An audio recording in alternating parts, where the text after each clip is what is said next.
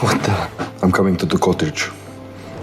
These are 9 things you didn't know about Heated Rivalry, the hockey romance that went from a self-published novel to becoming Crave's most-watched original series ever and HBO Max's top debut for an acquired live-action title since the platform launched in 2020. Let's dive in. Number 9. Season 2 was greenlit incredibly quickly. Bell Media announced the Season 2 renewal on December 12, 2025, which came after just 4 episodes of Season 1 had aired. It's most likely to break character laughing. Did you guys have any of those moments? Yeah, because you make me laugh. He would go off script. Showing how confident they were in the show's performance before the full story had even played out. Season 2 will adapt The Long Game, Reid's 6th book published in 2022, which continues Shane and Ilya's story after they've been together for a decade and shifts from secret hookups to navigating a long-term relationship while living in the public eye. Are there any gay hockey players? None that have said it publicly. Filming is expected to run in summer 2026, though in late December, Jacob Tierney admitted he'd written 0 scripts so far, which means someone should probably check in on him soon to make sure production stays on schedule. HBO Max has confirmed continued involvement as the licensing partner, and they've secured expanded international distribution for Season 2, with the UK premiere on Sky scheduled for early 2026, and additional territories including Europe through HBO Max, Latin America, and multiple Asian markets. You like tuna melt? You want to make me a tuna melt? I was gonna make one for me, I can make 2. Executive producer Brendan Brady summed up the experience by saying, "Watching our show become an international phenomenon has been extraordinary. We're profoundly grateful to everyone that has been on this journey with us," which feels like an understatement given how far the show has traveled from its origins. You're an awesome player to watch. Yes. Ouch. Ooh. Very good at hockey. Number 8. The show's success gave the author access to Parkinson's treatment.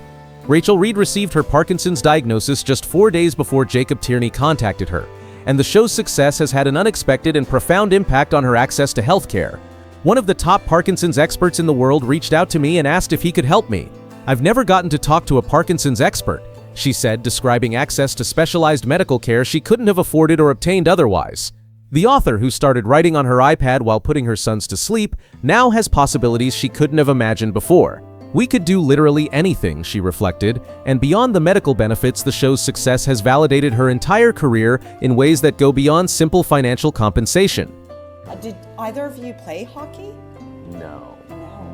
I still don't. She went from self-publishing fan fiction to hitting the New York Times bestseller list, watched her print books sell out nationally, and became a consulting producer on a prestige television series that takes romance seriously.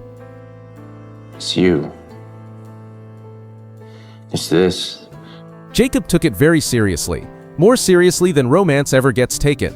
"I hope it's going to change the way romance gets filmed," she said, hoping the show opens doors for other romance writers who've been told their work doesn't deserve prestige treatment. Are you Russian? I'm not, no. What? Yeah. You look Russian. Yeah, that's what everyone says. Number 7. Connor's story. Learned Russian and nailed a 4-page monologue. Connor's story was born in Texas, doesn't speak Russian as a native language, and had to play Russian hockey player Ilya Rozanov in a role that required him to deliver significant portions of dialogue in Russian, including a 4-page monologue. How about you tell me everything that's on your mind, but in Russian? His dialect coach called his performance flawless. Both Story and Hudson Williams signed 3-season deals when they took the roles, showing the production's confidence in long-term success before anyone knew how audiences would respond to a gay hockey romance on their screens.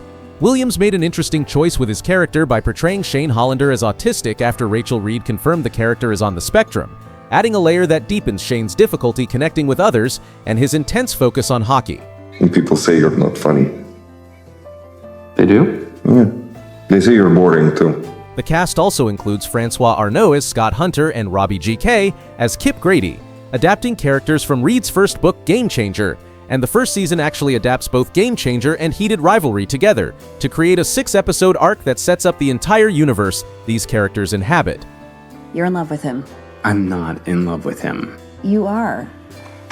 Number 6. They made exactly one major change from the book. What makes this adaptation remarkable is how faithful it stayed to the source material, earning recognition as one of the most accurate book-to-screen adaptations fans have ever seen. The creative team made exactly one significant change, moving the 2 main characters' first intimate encounter from what would be Episode 1 to Episode 2. Reid explained the logic behind this decision, simply. In the book, they are hooking up at that time because they've already had intercourse. But obviously we can't skip that first time. She and Tierney now jokingly blame each other for making the change. You still won't? Still won't.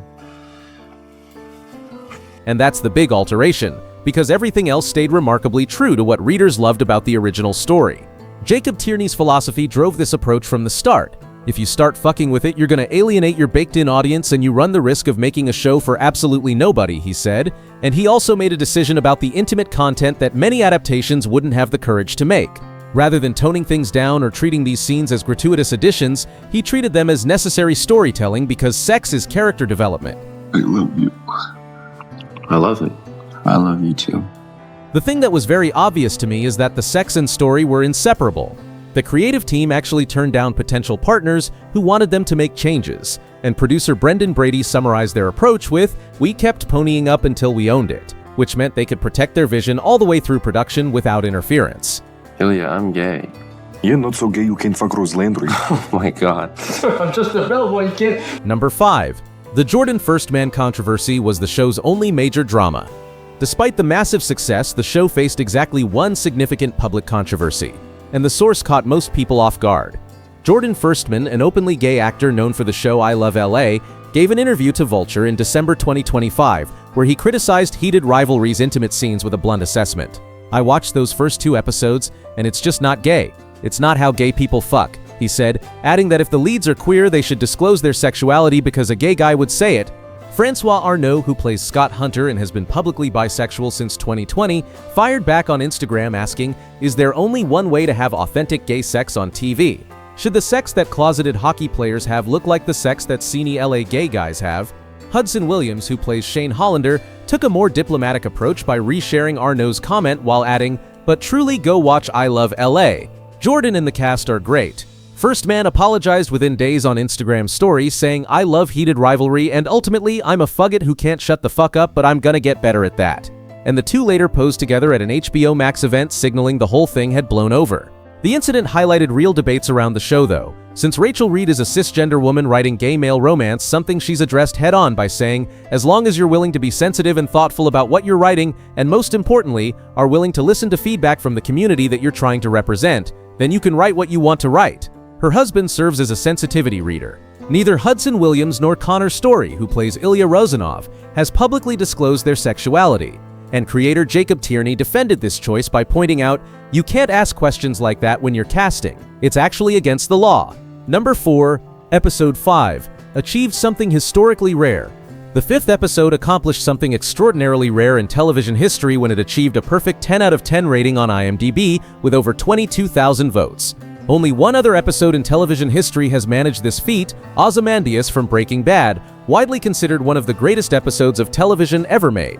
A gay hockey romance adapted from a self-published novel matched one of the most acclaimed drama series in television history, and the show also holds a 98% approval rating from critics on Rotten Tomatoes based on 50 reviews. Crave reported nearly 400% growth in its first 7-day streaming window, making it their most watched original series ever, while HBO Max saw it become the top debut for an acquired non-animated title since the platform launched in 2020. The official TikTok account hit over 705,000 followers with nearly 30 million likes. The hashtag Heated Rivalry accumulated over 209,000 posts, and book sales exploded so hard that print copies sold out nationally. Reid hit the New York Times bestseller list for the first time in her career, a validation that came years after she started posting fanfiction on her iPad while putting her sons to sleep. Number 3. HBO's head made the deal in one weekend. Casey Bloys, who runs HBO and HBO Max, received the screeners on a Friday and started negotiations the following Monday. "It was an easy and very quick yes. Obviously, I'm a gay man, so I had a sense that it might make some waves," he said, though even Bloys admitted later that he underestimated what they actually had on their hands. "I thought it would be kind of a very specific, maybe gay-only show, but it really is a broader audience than that," he explained. From a business point of view, the money we spent for acquisition was an incredible investment. The fan campaign for international distribution directly influenced HBO Max's decision to acquire the show, as BookTok communities had already built massive buzz before the premiere even happened. Watch parties organized at gay bars, people rewatched episodes multiple times, and the weekly release format created genuine appointment television culture that streaming platforms have been desperately trying to recapture. Even the music selection benefited from the attention. with TATU's All the Things She Said more than doubling in streaming plays after appearing in episode 4. Number 2. The entire adaptation happened remarkably fast. From initial contact to premiere took just 19 months, which sounds almost impossible for television production, and the whole thing started with an Instagram DM.